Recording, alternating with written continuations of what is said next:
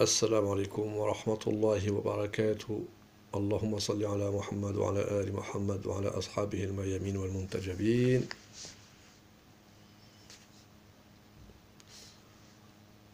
Nous sommes toujours dans notre cours s'intitulant Les fléaux de la langue. C'est un cours qui est assez long, bien entendu. C'est pour ça que j'avais décidé de le répartir en plusieurs séquences. La vulgarité de la langue. La vulgarité, la grossièreté, l'insulte et l'accusation à tort d'adultère sont au nombre des péchés causés par la langue. El-fuhsh, l'obscénité, la vulgarité, la grossièreté sont des termes mauvais que les gens jugent ainsi, à l'instar des mots de la nudité. Quant au sab, l'injure, c'est l'insulte, chatm, c'est le fait de lancer des mots comme le nom ou les noms de certains animaux sur les autres dans le but de les humilier et de les mépriser. Quant au qadhf, c'est-à-dire d'accuser autrui de fornication ou d'adultère, ou de qualifier le fils d'un tel ou la fille d'un tel comme étant issu d'adultère ou de fornication,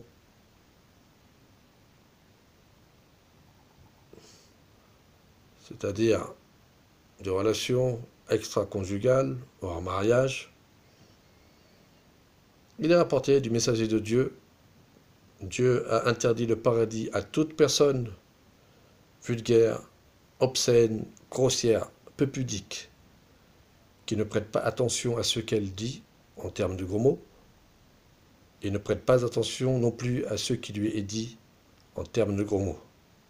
ورد عن رسول الله صلى الله عليه وآله وسلم إن الله حرم الجنة على كل فحاش بذيء قليل الحياء لا يبالي ما قال ولا ما قيل له المصدر العلامة المجلسي بحار الأنوار. D'après l'imam Moussa al-Kadhim, deux hommes s'insultèrent. Il dit, le premier des deux qui a commencé est le plus injuste. Son péché et celui de l'autre sont comptés pour lui, tant qu'il ne s'excuse pas auprès de celui qui a subi son injustice. وعن الإمام موسى الكاظم عليه السلام في رجلين يتسابان قال البادي منهما أظلم ووزره ووزر صاحبه عليه ما لم يعتذر إلى المظلوم. المصدر الكافي الشيخ الكليني الجزء الثاني صفحة 222. الفحش, l'obscénité, la grossièreté, la vulgarité, c'est de prononcer des mots qui sont obscènes, grossiers et vulgaires dans l'usage. Dieu a interdit à celui qui est grossier et vulgaire l'entrée au paradis. Il a rapporté qu'Abu Abdullahi, paix et salut sur lui, avait un ami qui ne le quittait presque pas quand il se rendait à un endroit, tandis qu'il marchait avec lui dans un endroit où se trouvaient les cordonniers. Il avait avec lui, son ami, un serviteur qui était originaire de l'Inde. C'était un associateur. Il marchait derrière eux. Voilà que l'homme se retourne 3 fois, c'est-à-dire le maître. Il avait besoin de lui.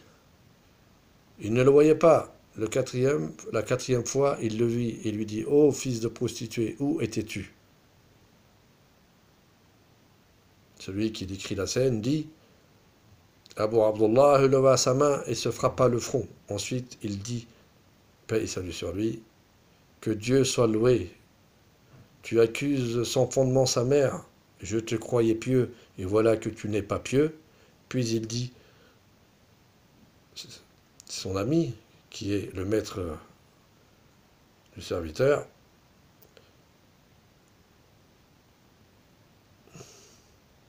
que je sois ta rançon. Sa mère est une Sindhi, qui veut dire qu'elle est originaire de l'Inde, et elle est une associatrice. Puis Abu Abdullah dit, ne sais-tu pas que chaque communauté a un mariage? Va-t'en, je n'ai... Il lui dit, va-t'en. Celui qui décrit la scène dit, je ne l'ai plus vu marcher avec lui jusqu'à ce que la mort les sépara. Dans un autre récit, chaque communauté a son mariage, par lequel ils se prémunissent de la fornication.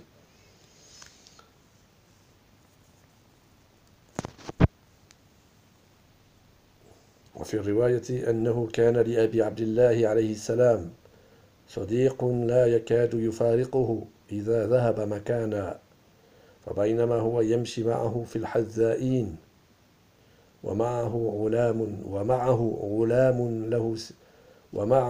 غلام سندي يمشي خلفهما إذا التفت الرجل يريد غلامه 3 مرات فلم يره فلما نظر في الرابعة قال يا ابن الفاعلة أين كنت؟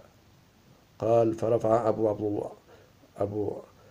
عبد الله عليه السلام يده فصك بها جبهة نفسه ثم قال عليه السلام سبحان الله تقذف أمه قد كنت أرى أن لك ورع فإذا ليس لك ورع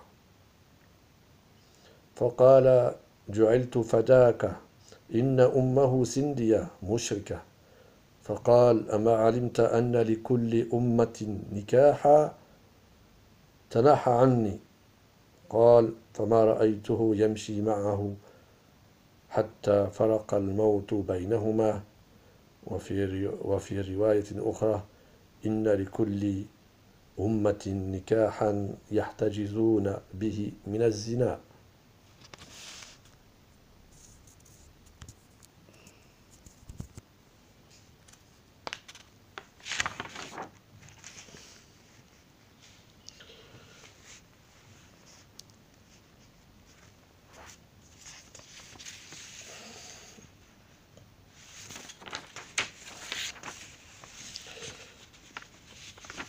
طيب الكلام, l'agréabilité de la parole.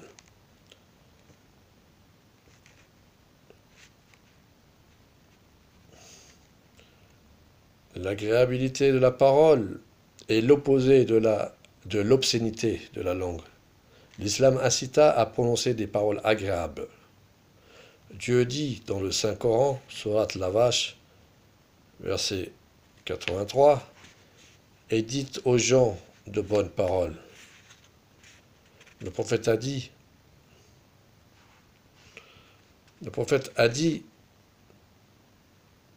de lui vient le salut, c'est-à-dire de Dieu. C'est à lui que le salut est rendu. Et à lui revient l'agréabilité de la parole. وعن رسول الله صلى الله عليه وسلم منه السلام وإليه يرد السلام وإليه يعود طيب الكلام. المصدر ابن حمزة الطوسي الثاقب في المناقب الصفحة 281. Un homme interrogea le messager de Dieu au sujet des malheurs. Un homme interrogea le messager de Dieu au sujet des meilleures actions.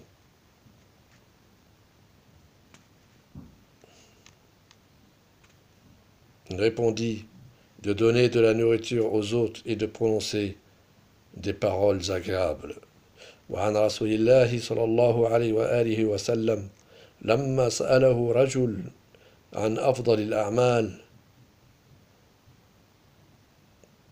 قال إطعام الطعام وإطياب الكلام. المصدر العلامة المجلسي بحار الأنوار الجزء 71 الصفحة 13.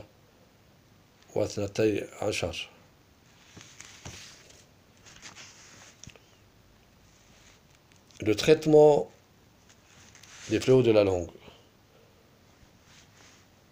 Comme dit précédemment, et comme nous l'avons indiqué, les fléaux de la langue sont innombrables. Également, les mérites et ses bonnes qualités sont illimités chez les gens de la vertu et de la foi. Il trace une voie relative au message dans la vie et un modèle que les gens suivent.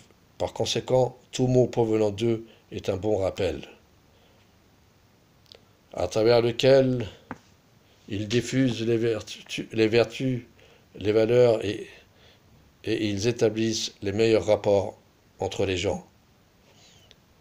Et par les bons comportements, ils se rapprochent du Créateur, le Tout-Puissant. C'est pour cela que l'homme doit avoir certaines qualités